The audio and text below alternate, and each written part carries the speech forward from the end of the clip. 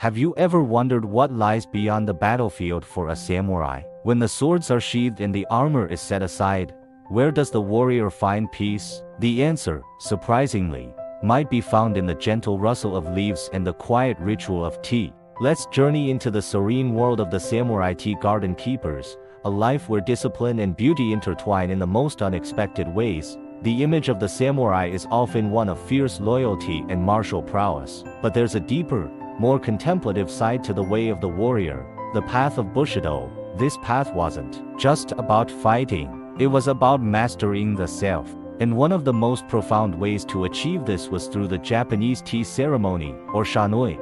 This wasn't just about drinking tea, it was a spiritual practice, a moving meditation. Imagine a powerful samurai, fresh from the chaos of conflict, stepping into a tranquil garden.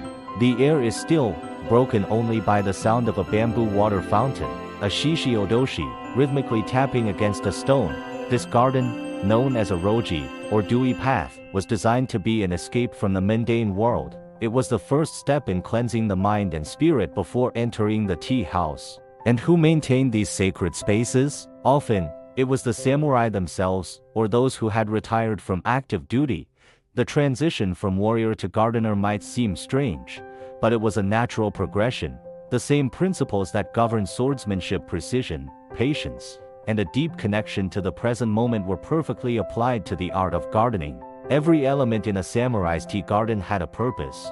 The carefully placed stepping stones, or tobi ishi, weren't just for keeping your feet dry. They dictated the pace at which you walked, forcing you to slow down, to be mindful of each step. The path would often curve, obscuring the full view of the tea house until the very last moment, building anticipation and encouraging a sense of journey. The plants weren't chosen for flashy colors or extravagant blooms.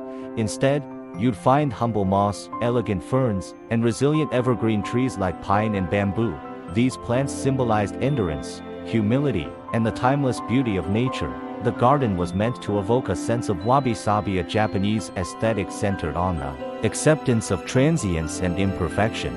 A moss-covered stone lantern wasn't seen as old or worn, but as beautiful for the story of time it told. A samurai tending his garden was a study in focus. Pruning a branch wasn't just a chore, it was an act of creation, shaping the tree to reveal its essential form.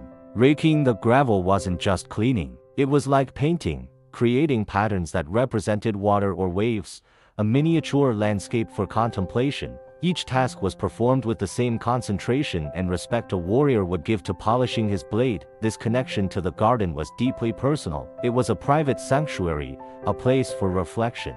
After a life defined by duty and the constant presence of death, the garden offered a connection to life, to growth, and to the changing seasons. It was a reminder that even after the fiercest storm, new shoots will emerge and life continues. The discipline of the garden provided structure, while its natural beauty provided solace. The tea house itself, the shashitsu, was typically a simple, rustic hut. To enter, one had to stoop through a low entrance called a nijirigukai. This act of bowing was symbolic. It humbled everyone, regardless of rank. Inside the tea house, the samurai would leave his swords outside, signifying that within this space, all were equal, and worldly conflicts were left behind.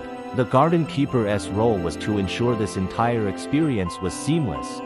They were the silent orchestrators of tranquility. Before a tea gathering, they would sprinkle the path with water, a ritual known as ukimizu.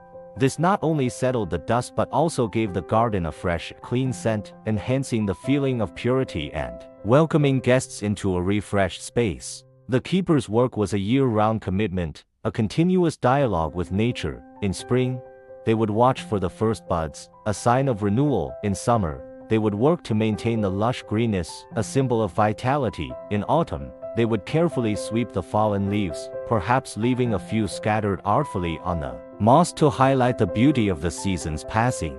And in winter, the quiet blanket of snow would transform the garden into a monochrome ink painting, a scene of profound stillness. This life was a far cry from the clashing of swords, but it required a different, quieter kind of strength. It was the strength of patience, of observing the subtle changes in a plant from day to day.